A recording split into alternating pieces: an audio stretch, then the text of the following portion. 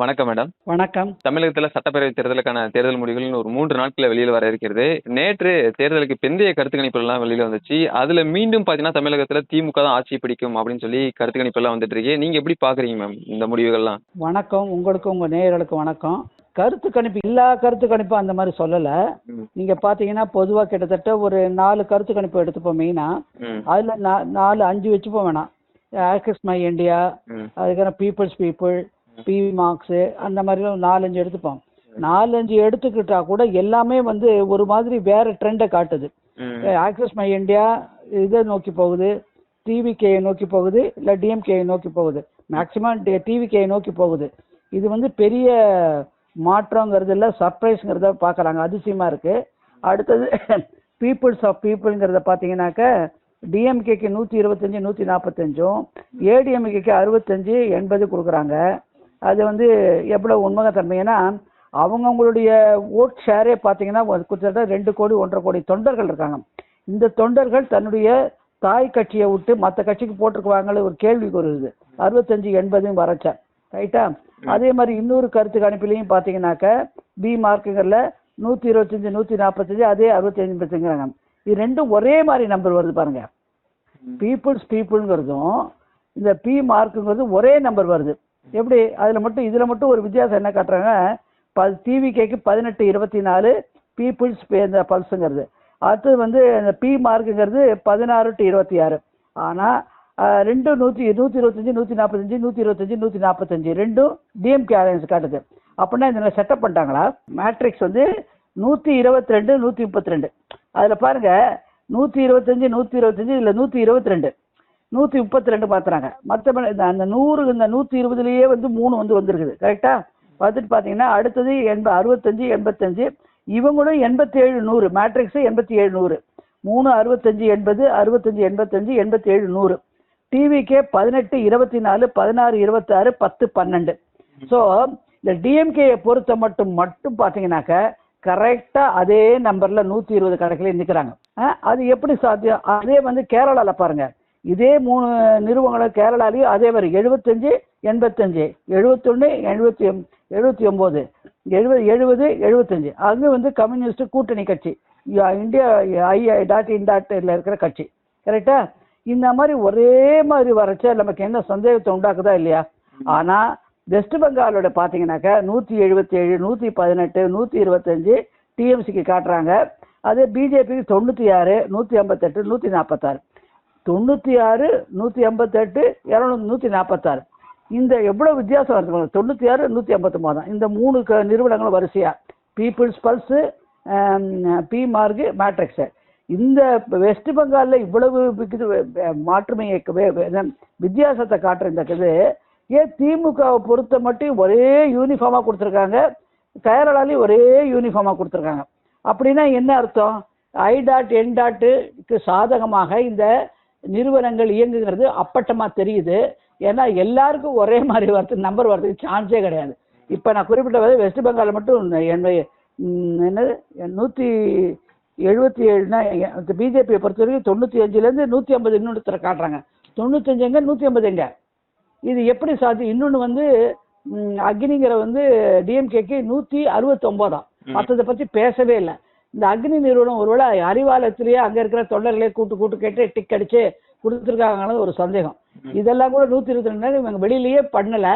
அறிவாலயம் இல்ல டிஎம்கே இருக்கிற நிர்வாகிகள்கிட்ட போய் கேட்டுக்கிட்டு டிக் அடிச்சுட்டாங்களோங்கிறது ஒரு சந்தேகம். ஏன்னா இப்படி எல்லாம் யூனிஃபார்மா நம்பர் வரதுக்கு சான்ஸே கிடையாது. 3 நிறுவனங்களும் வேற வேற விதமா இருந்தா, இல்ல 3 நிறுவனம் சிஸ்டர் கம்பெனிகளா இருக்கணும் ஒன்னோட ஒண்ணு.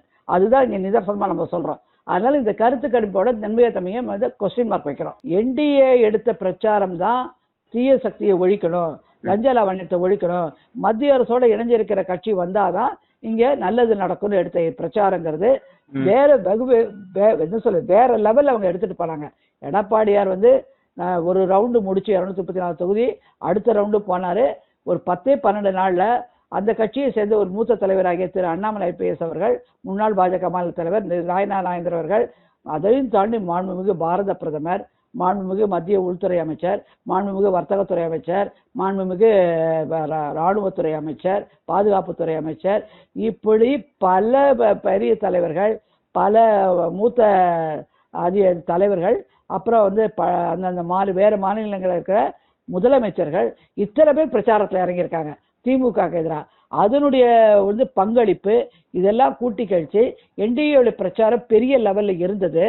ஆனால் திமுகவோட பிரச்சாரம் முதல்ல இருந்து பின்னாடி வந்து எப்பொழுதும் போல பாஜகவை தாக்குற கட்சியில் இறங்கிட்டாங்க. வேற ஒன்றுமே பேசலை. நாங்கள் இவ்வளவு வரி வாங்கினோம், இவ்வளவு செலவழிச்சோம், இவ்வளவு மிச்சம் பண்ணியிருக்கோம், மக்களுக்கு செய்து மேலே செய்வோங்கிற பிரச்சாரத்தை கைவிட்டுட்டாங்க. அதிமுக வந்து அவங்க செஞ்ச தவறுகள் எல்லாம் பரவாயில்லையாக எடுத்துருப்பாங்க. அதிமுக பாஜக எல்லா கட்சிகளுக்கும் சேர்ந்து பாஜகவுடைய மூத்த தலைவர்கள் பெருவாரியாக என்டிஏ தரப்பில் பிரச்சாரம் பண்ணாங்க. அன்புமணி ராமதாஸ் அவர்களும் பெரிய அளவில் கரெக்டாக தரவுகளோட பேசி நீட்டாக க்ளீனாக பண்ணியிருக்காரு. அப்படி இருக்கிற சமயத்தில் இந்த மாதிரி இது எப்படி சாத்தியமானுங்கிறத நம்ம கேள்வி வைக்கிறோம். மக்கள் வந்து அவ்வளோ சீக்கிரமாக ஏமாந்துட மாட்டாங்க. குழந்தைகளுடைய நச்சரிப்புக்கு, குழந்தைகளுக்கு கொடுக்குற தொந்தரவுக்கெல்லாம் அவ்வளோ சீக்கிரமாக மசிஞ்சு கொடுத்துட மாட்டாங்கன்னு நம்மளுடைய கருத்து.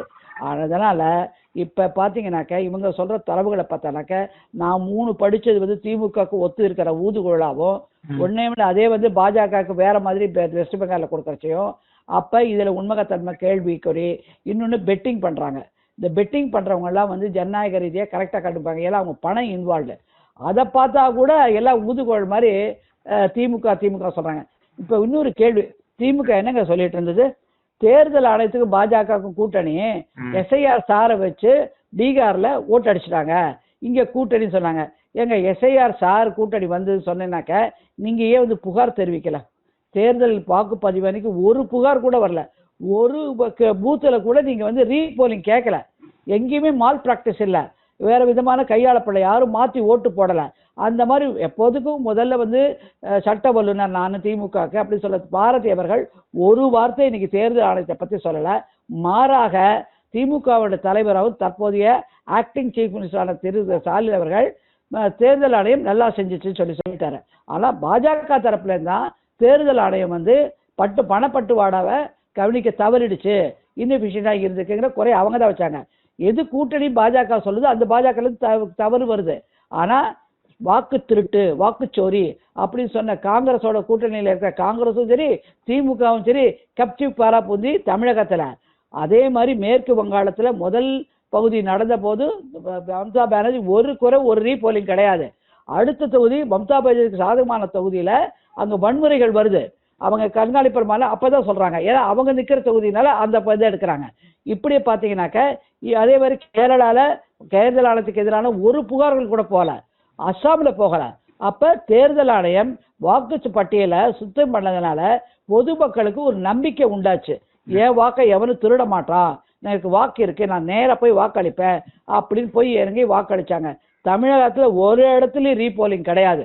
அப்படின்னா இன்னைக்கு திமுக சொன்னதை தேர்தல் ஆணையம் பொய் சொல்லுதுன்னு எஸ்ஆரில் சொன்னதை இன்னைக்கு திமுக ஏன் வாயை திறக்கலை? இன்னைய வரைக்கும் நேற்று சாயந்தரம் வரைக்கும் திமுகவுடைய ஊதுகுழலாக விளங்கும் சேகர் பாபு, செந்தில் பாலாஜி, மா சுப்பிரமணியம், பெரியசாமி, அதுக்கப்புறம் ஸ்டாலின் அவர்கள், உதயலட்சுமி யாருமே வாயை திறக்கலை.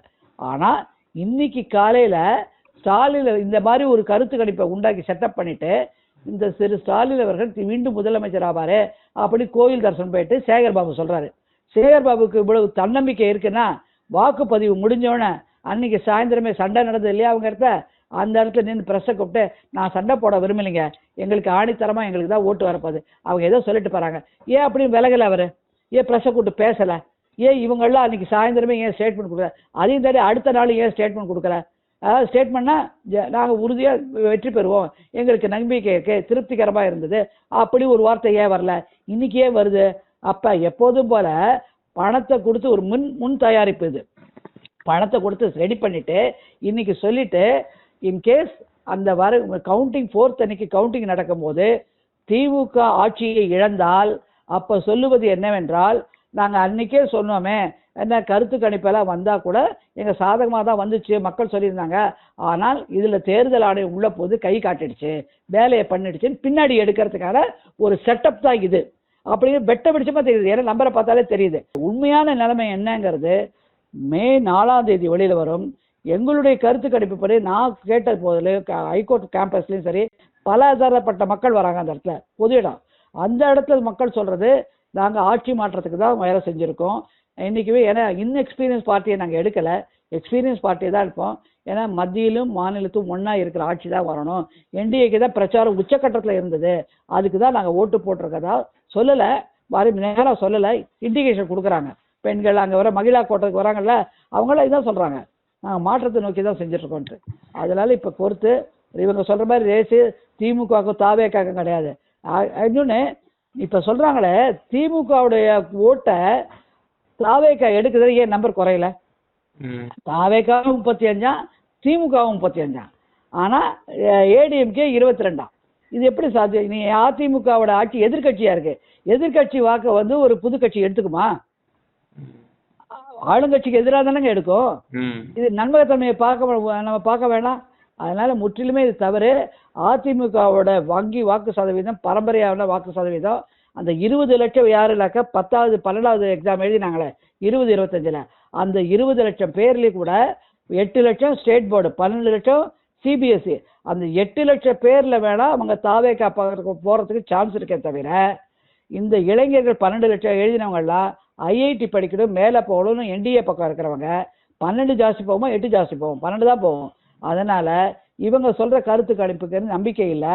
ஆனால் தாவேக்கா ஒரு லாஜிக் சொல்லுது, திமுக வாயை திறக்கலை, அதிமுக நல்லா பண்ணியிருக்காங்க, நாங்கள் வெற்றியை தான் பார்ப்போம்னு ஒரே வார்த்தையில் முடிச்சுட்டார் எடப்பாடியார் அவர்கள்.